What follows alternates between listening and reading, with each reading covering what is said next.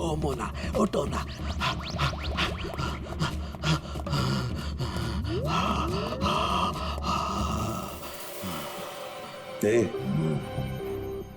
सोलंकी, क्या हुआ बे? एम्फेटामिन थी ये। क्या? ये एक तरह की नशीली दवाई है। तो ये बात है। और ये देखो, ये इसकी पैकेजिंग एकदम असली है। तेरा कहने का मतलब है कि नकली दवाइयां असली पैकेजिंग में हैं?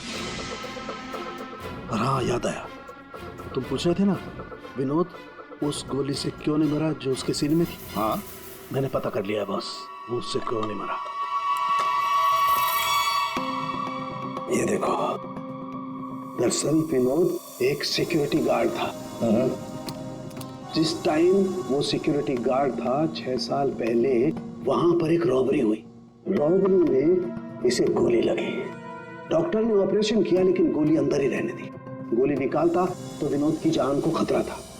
यार सालुंकी, फिर वही सवाल, अगर विनोद इस गोली से नहीं मरा तो फिर मरा कैसे? हाँ बॉस, याद है मैंने आपको कुछ सफेद सफेद चांदी के टुकड़े दिखाए थे। हाँ बॉस, मैंने उस सारे टुकड़े जोड़े, ये देखो, ये बना। यार सालुंकी, ये तो कोई चांदी का सिक्का लगता है, सिल्वर कॉइन नहीं है।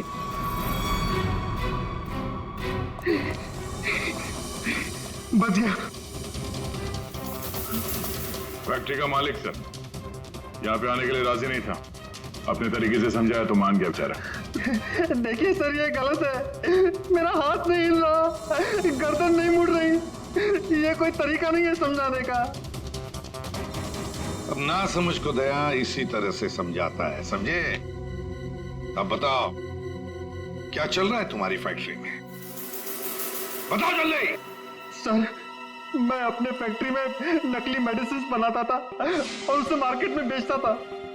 इसके लिए मुझे अच्छे पैसे मिलते थे सर। लेकिन कोई था जो मेरी फैक्ट्री से दवाइयां चुराता था। इसीलिए मैंने एक लड़की को काम पे लगाया, ये पता करने के लिए कि ये चोरी के पीछे है कौन। लड़की को? कौन है ये लड़की? सर, उसे मैंने फॉरेन से बुलाया। खून करने में एक्सपर्ट है सर। खून करने में एक्सपर्ट है? अभी कहाँ है? सर, मुझे नहीं पता वो कहाँ है सर। वही मुझसे हमेशा कांटेक्ट किया करती थी। 6 अलग अलग नंबर से कॉल किया करती थी सर। हाँ पता है, वो सारे नंबर्स हम ट्रेस कर रहे हैं। एक बात बताओ, तुम्हारी फैक्ट्री में जो लाश मिली थी लड़की की, वो कौन थी? सर, वो बॉडी रिया की थी और वो मेरी फैक्ट्री में काम करती थी। वो किसी विनोद नाम के आदमी की मदद कर रही थी मेरी फैक्ट्री से दवाइयां चुराने के लिए। और ये बात उस किलर लड़की को मालूम पड़ गई और उसने रिया को मार दिया सर। सर, विनोद की साथी रिया हो सकती है। नहीं पंकज, विनोद की वो गुमनाम साथीदार रिया नहीं है। क्यों सर? क्योंकि जो लड़की विनोद के साथीदार की तलाश में है उसने रिया को 2 दिन पहले मारा और इस प्रीति को आज ही किडनैप किया। अगर ये रिया विनोद की पार्टनर होती तो ये लड़की प्रीति से विनोद के उस जोड़ीदार के बारे में नहीं पूछती। मतलब सर, वो लड़की अभी भी विनोद के साथी की तलाश कर रही है? सर, वो किलर लड़की ने जो 6 अलग अलग नंबर से इस विवेक को कॉल किए थे, उनमें से सारे नंबर्स ऑफ आ रहे थे, लेकिन अभी अभी एक नंबर एक्टिवेट हुआ है, सिर्फ 1 मिनट के लिए।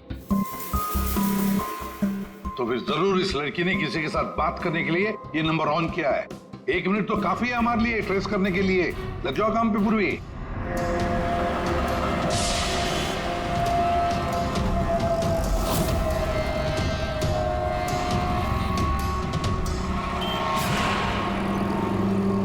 वो किले लड़की अभी अभी अंदर गई है मेरे सामने से।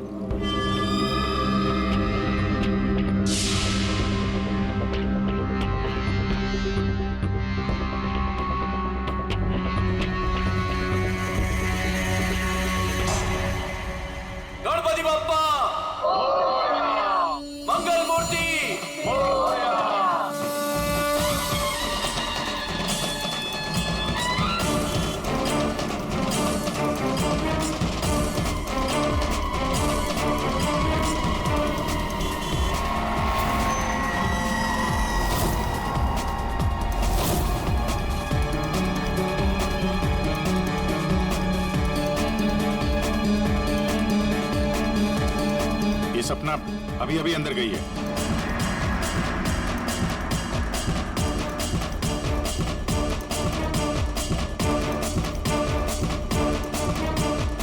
ये तो वही है, विनोद की दोस्त।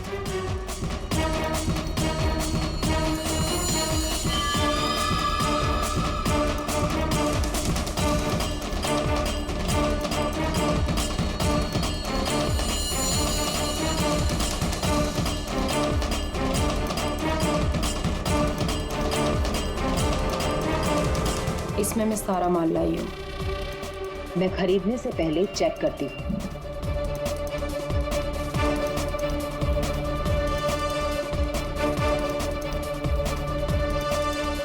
पंकज एक काम करो, वो लड़की के पास जो बैग है ना, उसको छीन के भागो वहां से। अरे सर ये क्या कह रहे हैं आप? बैग लेके भागूंगा तो किलर बाद में मारेंगे, पब्लिक पकड़ के मारेंगे मुझे। जितना कह रहा हूं उतना करो, बैग छीनो और भागो वहां से जल्दी।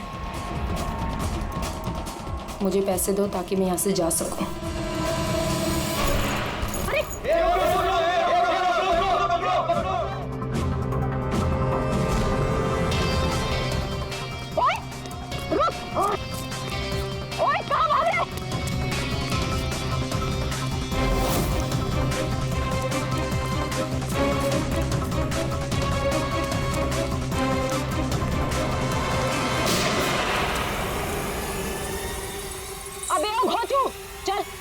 चल वापस कर, जल्दी कर। छोड़ कर।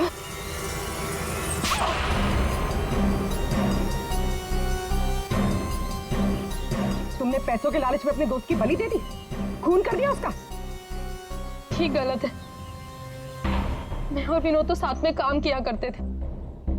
मैं रिया की हेल्प से नकली दवाइयाँ चुराती थी और विनोद उन नकली दवाइयों को बॉस तक पहुंचाता था। और इस काम के लिए बॉस हमें ढेर सारे पैसे देते थे। कौन है तुम्हारा बॉस? सब वो तो हमें नहीं पता, क्योंकि विनोद ही उनसे डील किया करता था।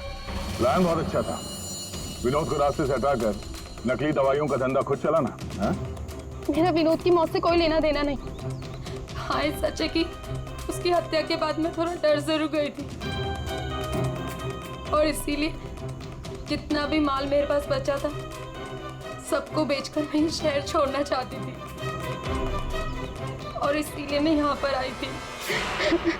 और तुम तो मौका ढूंढ रही थी ना विनोद को मारने का, इसीलिए रखा गया था ना तुम्हें? नहीं सर, विनोद को मार के मुझे क्या मिलेगा? बल्कि मैं तो विनोद से वो चुराई गई दवाइयों के बारे में भी नहीं पूछ पाई। उससे पहले उसका खून हो गया। अच्छा, तुमने नहीं मारा, तुमने भी नहीं मारा, तो अपने आप मर गया वो। May I come in, sir?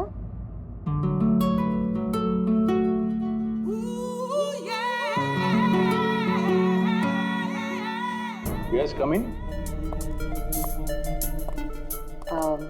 Good morning, sir. Very good morning.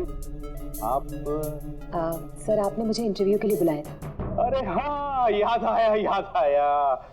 Please have a seat. बैठिए ना, आइए प्लीज बैठिए। Thank you sir.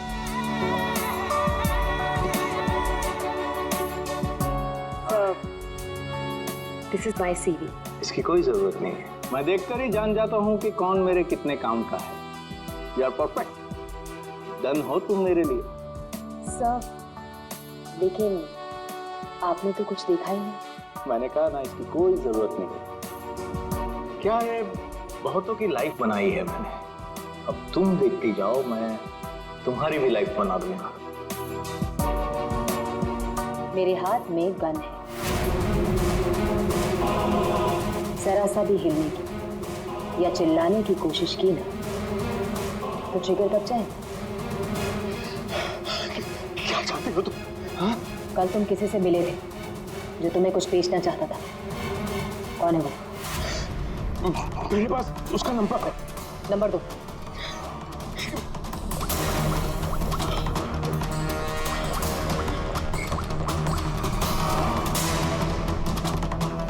तो विनोद नाम है इसका।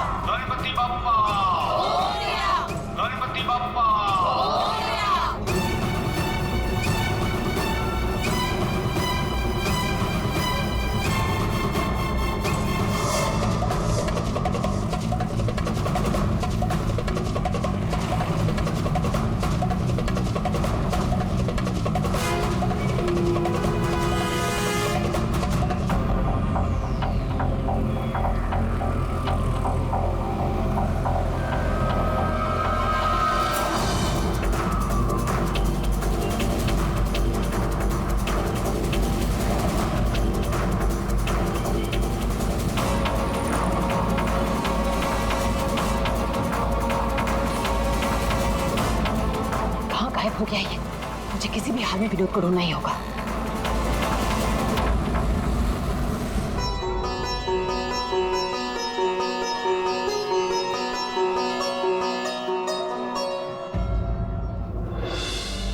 अरे प्रीति बेटा, ये विनोद कहाँ चला गया?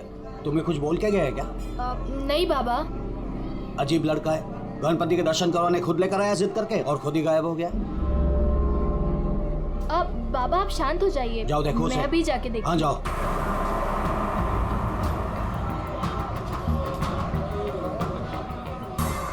ये फोन भी नहीं उठा रहे हैं।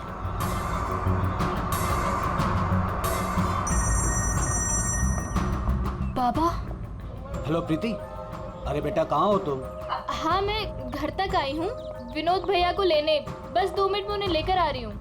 बेटा देखो आरती का वक्त हो रहा है, तुम विनोद को लेकर जल्दी आ जाओ। भैया।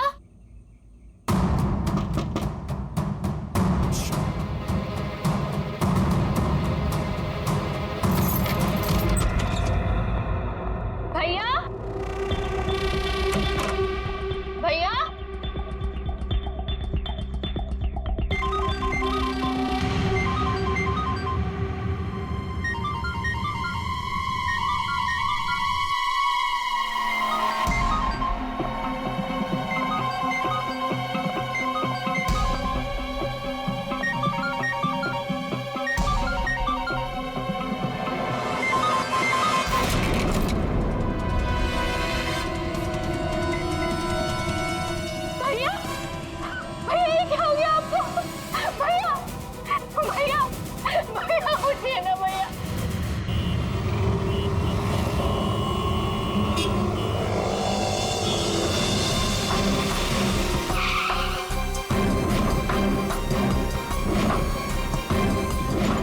आप सब लोग गणपति दर्शन के लिए पंडाल गए थे, जहां से विनोद ने आप में से किसी को कुछ बताया नहीं और वहां से चला गया। जी। अच्छा, आप लोगों में से किसी ने विनोद को वहाँ पंडाल में किसी से बात करते हुए देखा था? जी नहीं सर, हम लोगों को तो पता भी नहीं चला कि भैया अचानक से कहाँ चले गए। 3 महीने पहले ही उसे बहुत ही अच्छी जगह नौकरी मिली थी, बहुत खुश था वो। कह रहा था बाबा अभी आप चिंता मत करो, मैं हूं ना। सर क्या हो गया ये? विनोद का तो किसी ने खून कर दिया, अब मुझे वो सच्चाई कौन बताएगा जो सिर्फ विनोद ही बता सकता था।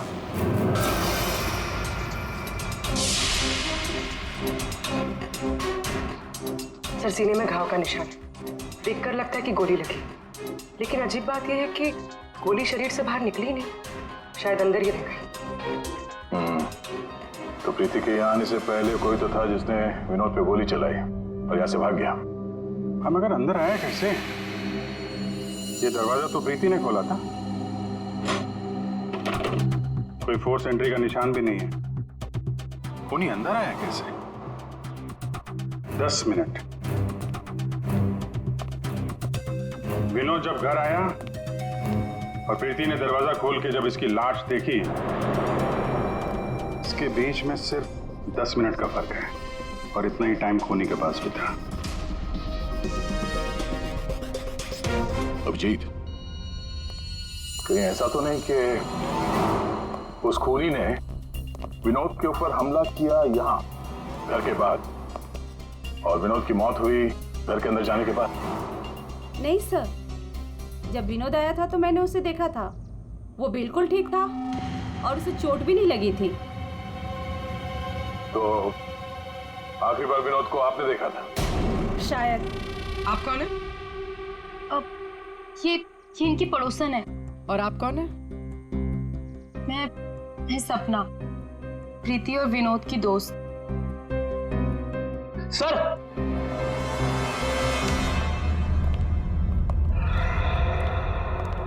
हाँ बेटी, मुझे पता चल गया यहाँ पे क्या हुआ है।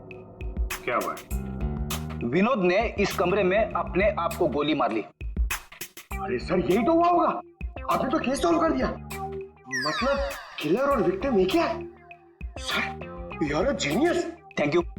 क्या बकवास कर रहे हो तुम लोग? इसने अपने आप को गोली मारी तो गन कहाँ है? इसकी आत्मा लेके चली गई क्या? ये तो यहाँ पड़ा हुआ है। गोली तो चली है, लेकिन किसी और के हाथ से।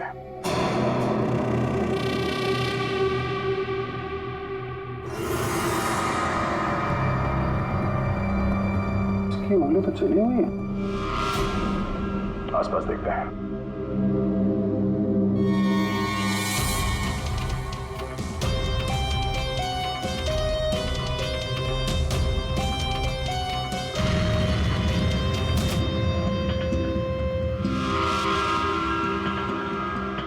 चली हुई थी।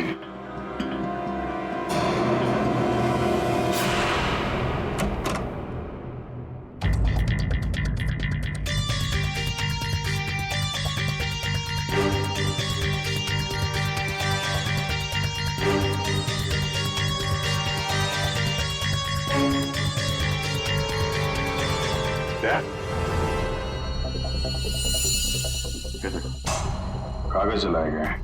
शायद इस विनोद ने जलाया होगा, तभी उसकी उंगली जल गई। है क्या इस कागज में? बॉस, जिस गोली को आप लोग तलाश कर रहे हो दरअसल यहाँ छिप करके बैठी है। ये देखो, विनोद के सीने में जाकर के अटक गई है। जिस गोली से विनोद की मौत हुई है वो उसके शरीर से बाहर कहीं नहीं। जहां विनोद की लाश मिली वहां पर कोई गन नहीं थी। एक बार ये गोली निकलेगी ना तो पता चल जाएगा कि कौन सी गन से गोली चली है, और फिर क्या विनोद ने आत्महत्या की थी या फिर किसी ने विनोद को मार डाला। बिल्कुल बॉस, लेकिन अभी मैं आपको एक और जरूरी चीज दिखाना चाहता हूँ। एक जला हुआ कागज का टुकड़ा। काफी कुछ जल चुका है, लेकिन मैंने थोड़ा बहुत रिकवर कर लिया है, बचा लिया। इस पर कुछ खास लिखा हुआ है। TTH.ENT।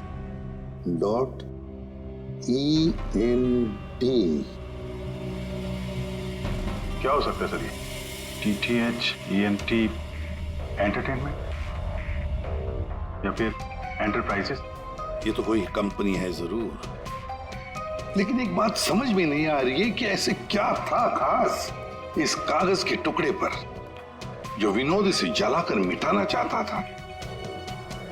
और फिर ये TTH एंटरप्राइजेस, ये क्या कंपनी है? कहां पर है ये कंपनी? सर ये TTH क्या है मुझे नहीं पता, मैंने पहली बार सुना ये नाम। विनोद की लाश के पास से हमें एक जला हुआ कागज मिला था, उस पर TTH लिखा था। विनोद आपकी कंपनी में काम करता था, तो हमें ऐसा लगता है कि TTH का और आपकी कंपनी से कोई ना कोई कनेक्शन जरूर है।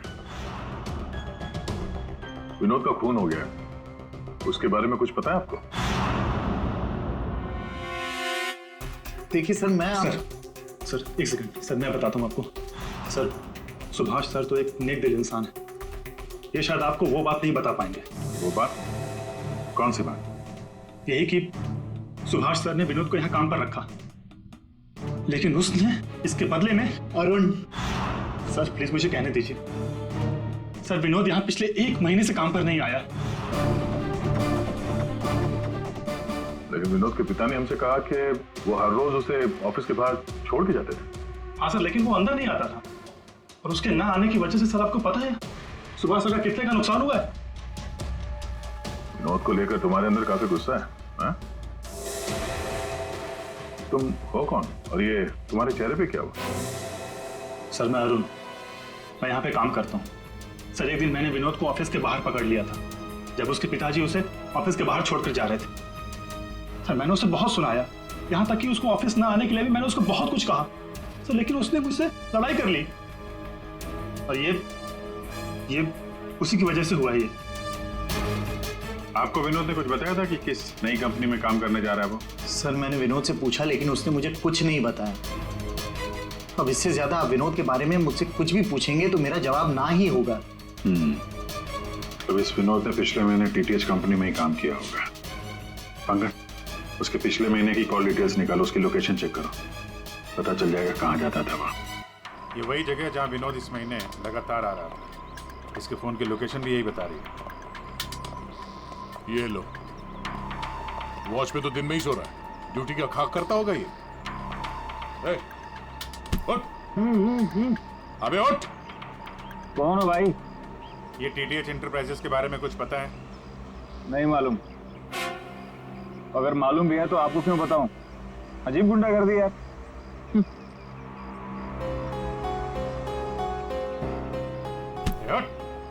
क्या है? सीआईडी से हम लोग। Sorry sir. ड्यूटी के वक्त सोता है। सॉरी सर, गलती हो गई सर। सर ये टीटीएच का ऑफिस इसी बिल्डिंग में। इसे पहचानते हो? साहब ये तो विनोद साहब हैं। ये टीटीएच कंपनी में काम करते हैं। कौन कौन काम करता है इस ऑफिस में? साहब और लोगों को तो नहीं पता, विनोद साहब को आते जाते देखा है मैंने। साहब कोई बात है क्या? कल एक मैडम आई थी, विनोद साहब के बारे में पूछताछ कर रही थी, और आज आप लोग आए हैं। कौन? क्या नाम है, कुछ मालूम है? हमने उनका नाम तो नहीं पूछा, लेकिन मैडम बहुत सुंदर थी। अच्छा, उस सुंदर मेम साहब का स्केच बनवा सकते हो? हाँ सर। पंकज, स्केच आर्टिस्ट को बुलवा। विनोद साहब की ऑफिस का डुप्लीकेट चाबी तो होगी ना तुम्हारे पास? हाँ सर। लो। ड्यूटी के वक्त सोना नहीं, समझे? अब नहीं सोऊंगा साहब। ये गार्ड कुछ अजीब सा बिहेव कर रहा था।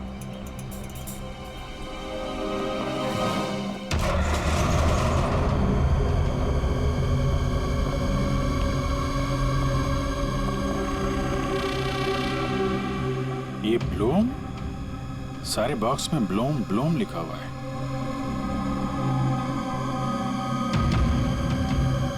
है क्या इस बॉक्स में?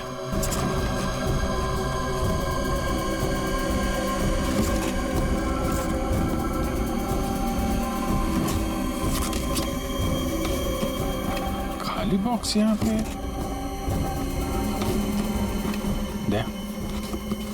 ये देखो, कैप्सूल्स।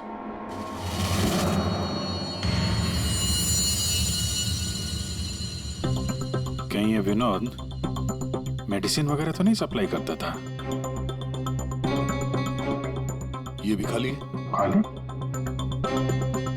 अब ये क्या चक्कर है? कैप्सूल्स खाली, बॉक्सेस खाली, ऑफिस खाली।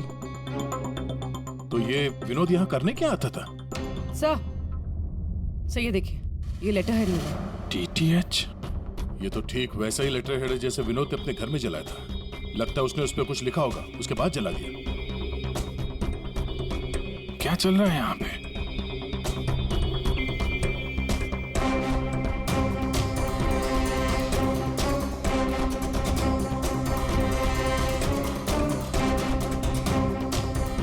सर? हाँ पूर्वी? सर ये देखिए, इसके अंदर कुछ छुपा कर रखा है। क्या निकालो? देखो, ऑन होता है क्या? ऑन करो। ये तो किसी जगह का सीसीटीवी फुटेज है। लाइव है यार ये तो। इसका मतलब है विनोद यहां से इस जगह पर नजर रखे हुए था। कोई फैक्ट्री या वेयर हाउस लग रहा है। Sir sketch. आखिर ये लड़की है कौन और क्यों पड़ी थी विनोद के पीछे? बस विनोद के शरीर में, उसकी छाती के पास में जो गोलियां में मिली है, विनोद की मौत उस गोली से नहीं हुई। क्या? ये तो क्या बोल रहा है सारुण के? अगर उस बुलेट से मौत नहीं हुई विनोद की तो फिर कैसे? देखो बॉस, मौत कैसे हुई ये तो पता नहीं, लेकिन उस गोली से नहीं। देखो, जब गोली शरीर के अंदर घुसती है तो बहुत ज्यादा स्पीड में आती है, लगभग 700 किलोमीटर पर सेकंड की स्पीड से, और उसके सामने जो भी चीज आती है उसे डैमेज करती हुई जाती है। लेकिन विनोद की बॉडी में ऐसा कोई डैमेज नहीं। ये गोली जहां पर मिली है उसके आसपास के टिश्यूज भी डैमेज नहीं है। ये कैसे हो सकता है? एक और बात, ये देखो ये टुकड़े। हाँ, ये टुकड़े मुझे वहां से मिले जहां विनोद को गोली लगी थी, उस घाव के पास में से। है क्या ये? कैसे पहुंच गए? अब ये तो पता नहीं है, लेकिन ऐसे बहुत सारे टुकड़े हैं। इन सबको जोड़ना पड़ेगा, फिर देखना पड़ेगा कि टुकड़े कहां से आए, ये टुकड़े हैं किस चीज के।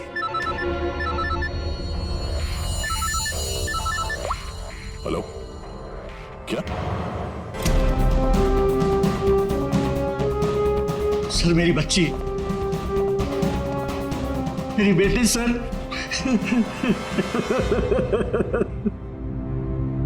आपकी बेटी प्रीति कब गायब हुई?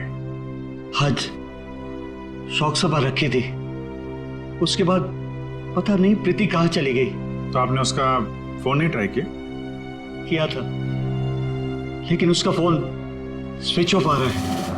पहले बेटे का खून होता है और अब बेटी गायब हो गई। कोई तो है जो इनके परिवार को नुकसान पहुंचा रहा है। आपने बताया कि आपके घर पे शोक सभा थी तो काफी लोग आए थे, तो उन सब के बीच में से आपकी बेटी प्रीति गायब हो गई और आप लोगों को पता नहीं चला? और वहां पे जितने लोग थे उन लोगों ने कुछ नहीं देखा? पूर्वी जरा चेक करो इनके घर के आसपास कोई सीसीटीवी कैमरा वगैरह लगा है क्या? शायद फुटेज से पता चल जाए। सर, ये कौन सी विपत्ति टूट पड़ी है सर मेरे परिवार पर। पहले मेरे बच्चे का खून हो गया और अब मेरी बच्ची नहीं मिल रही है सर, मेरी बच्ची। देखिए, हमें ये पता चला है कि आपका बेटा विनोद अंधेरी के एक ऑफिस में भी काम करता था। वहां क्या काम करता था आपको मालूम है? अंधेरी? नहीं सर, आप लोगों को जरूर कोई गलतफहमी हो रही है। विनोद का ऑफिस तो बांद्रा में था और वो वहीं पर जाता था काम के लिए। इसका मतलब है विनोद ने आपको अपने दूसरे काम या दूसरे ऑफिस के बारे में कुछ नहीं बताया था? हो सकता है उसने ये बात आपको जानबूझ के ना बताई हो। और शायद आपकी बेटी प्रीति उसको इस बात की जानकारी थी, क्योंकि विनोद के खून के तार कहीं ना कहीं उसके इस दूसरे ऑफिस और टीटीएच कंपनी से जुड़े हुए हैं। और ये सब अब प्रीति के मिलने के बाद ही पता चलेगा। सर, यही वो कार है जिसमें प्रीति और वो दूसरी लड़की गए। घर के पास जो सीसीटीवी लगा था उसमें भी एक कार थी। सर, ट्रैफिक पुलिस ने इस कार को यहाँ पर ट्रेस किया और हमें इन्फॉर्म किया। गाड़ी तो खुली है।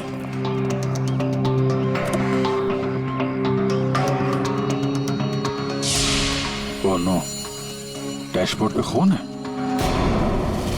सर, हो सकता है प्रीति के साथ हाथापाई हुई हो और ये खून उसी का हो। बड़ी अजीब जगह है सर, हो सकता है कि प्रीति को यहीं कहीं आसपास रखा हो।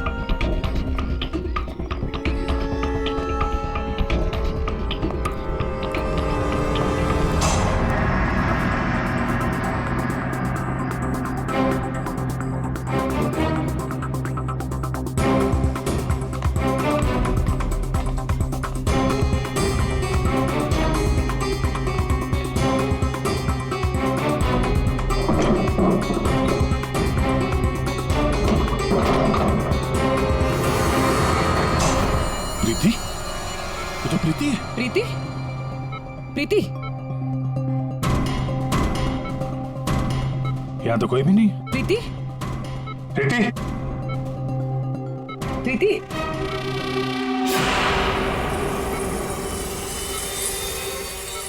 वैसे कोई नशीली दवाई दी गई है जिसकी वजह से इसकी हालत है। प्रीति? प्रीति? हाँ, क्या हुआ क्या तुम्हारे साथ? तुम यहाँ पर आई कैसे? वो एक लड़की आई थी भैया के शोक सभा में, वो ही मुझे यहाँ लेकर आई। उसने मुझे कहा कि भैया का एक पैकेट है उसके पास, वो मुझे देना चाहती थी।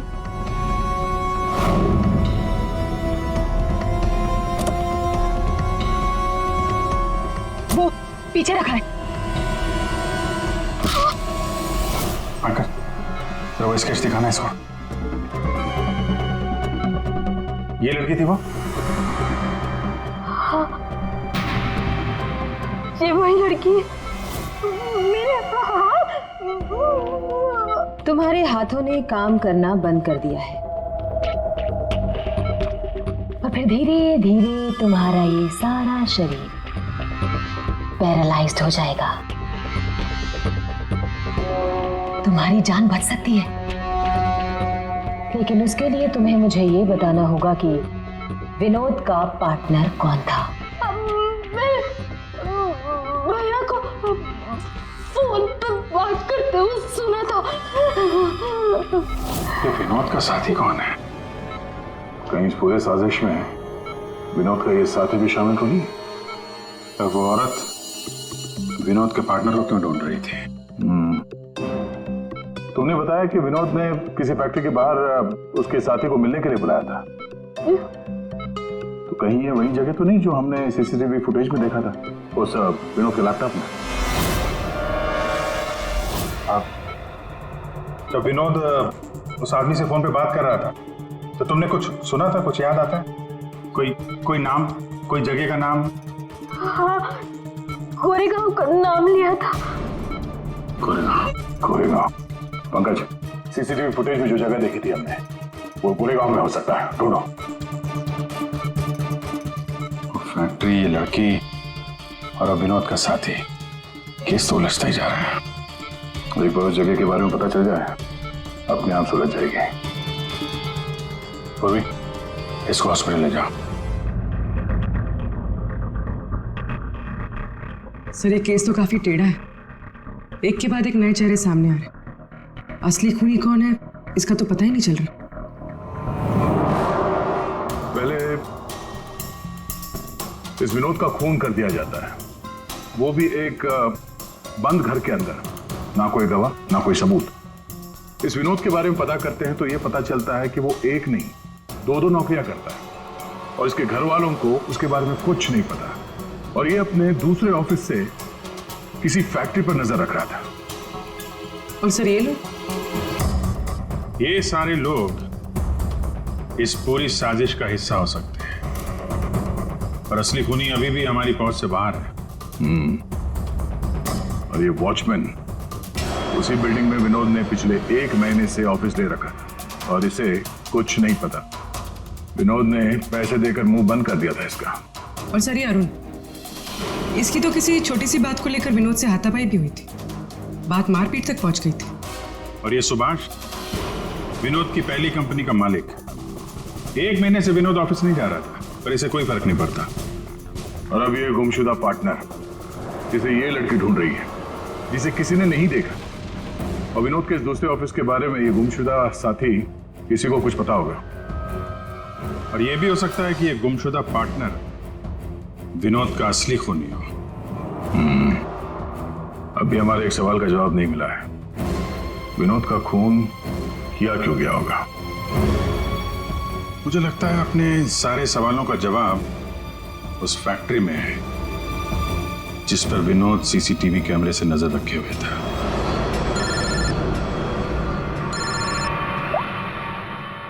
हाँ पंकज, क्या फैक्ट्री का पता चल गया? ग्रेट।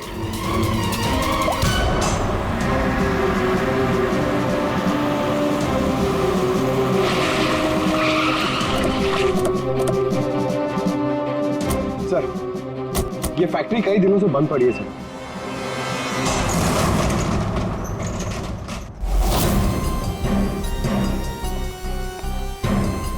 नो एंट्री का बोर्ड, तो कैमरा यहीं कहीं होगा, इधर होगा। ये रहा। ब्लूम? ये तो वहां भी था, ब्लूम।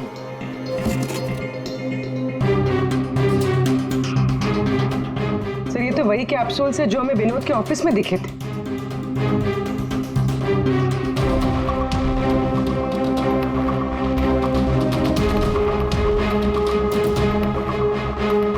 ये कैप्सूल भरे हुए हैं और वो खाली। मतलब ये कैप्सूल यहां से वहां चक्कर काट रहे हैं। ये बॉक्सेस यहाँ पे आगे पीछे क्यों रखे हुए? जरा हटाओ इसे।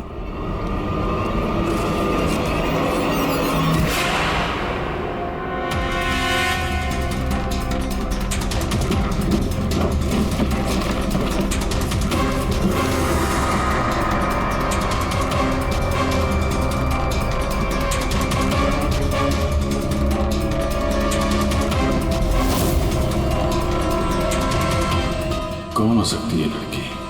कहीं ये विनोद की पार्टनर तो नहीं? आपने हमें यहाँ क्यों बुलाया सर? क्योंकि आप सबके पास विनोद को मारने का एक कारण है और उसके लिए आप विनोद का खून कर सकते हैं।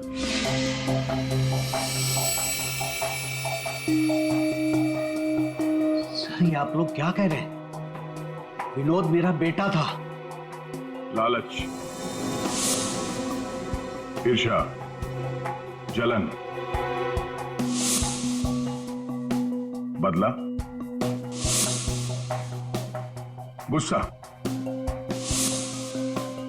इतने सारे कारण थे आप लोगों के पास विनोद का खून करने के लिए। सर, विनोद मेरा भाई था, हम क्यों मारेंगे उसे? आप लोगों को विनोद भैया का कातिल नहीं मिल रहा, इसलिए आप लोग हमें फंसाने के लिए कहानी बना रहे हैं। विनोद का खून हमें मिल चुका है। विनोद का खून एक सिल्वर कॉइन से हुआ है, एक चांदी के सिक्के से, और ये है वो चांदी का सिक्का। सर, इस चांदी के सिक्के से? इससे कोई किसी को कैसे मार सकता है? जी हाँ, हमें भी यही लगता था कि एक चांदी के सिक्के से कोई किसी की जान कैसे ले सकता है, लेकिन हमारे फोरेंसिक सर्जन डॉक्टर साळुंखे, उन्होंने जब इसे अच्छी तरह से देखा तो उन्हें मिला इस कॉइन के अंदर एक छोटा सा छेद, और उस छेद के अंदर था एक बॉम्ब।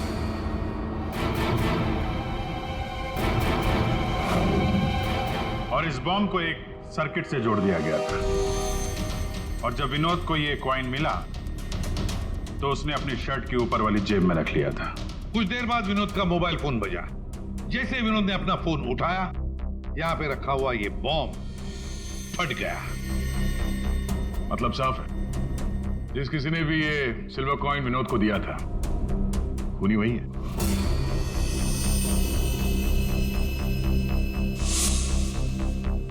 किसने दिया होगा ये कॉइन? सर, कौन है खूनी? खूनी आप सब में से कोई एक है। वैसे भी यहां पे जितने लोग मौजूद हैं, आप सबको विनोद जानता भी तो था।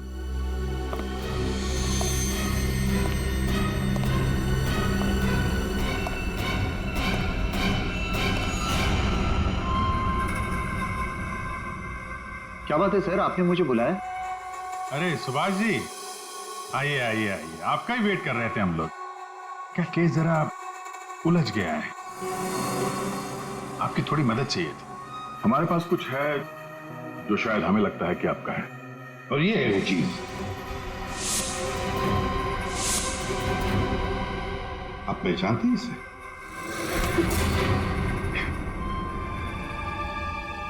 विनोद को तो तुमने ये सिल्वर कॉइन गिफ्ट किया, रिटर्न गिफ्ट भी ले जाओ।